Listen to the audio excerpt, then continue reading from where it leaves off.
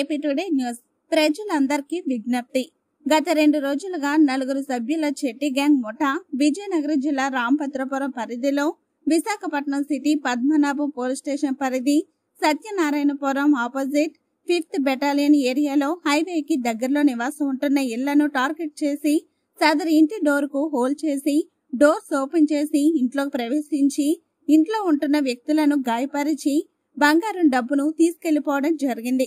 కాబట్టి ఈ యొక్క ముఠాకు సంబంధించి ప్రజలందరూ అప్రమత్తంగా ఉండి, ముఖ్యంగా అవుట్కట్స్ లో ఉండే ప్రజలంతా ఎటువంటి అనుమానం ఉన్నా, అనుమానిత వ్యక్తులు కదలికలు ఉన్న వెంటనే డయల్ 100కి గాని లోకల్ పోలీస్ స్టేషన్ గాని సమాచారం తెలియపరచవలసిందిగా కోరుచున్నాం.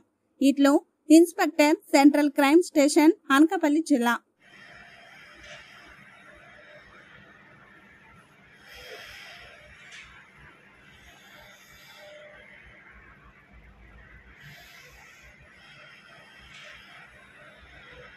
తలపెట్టిన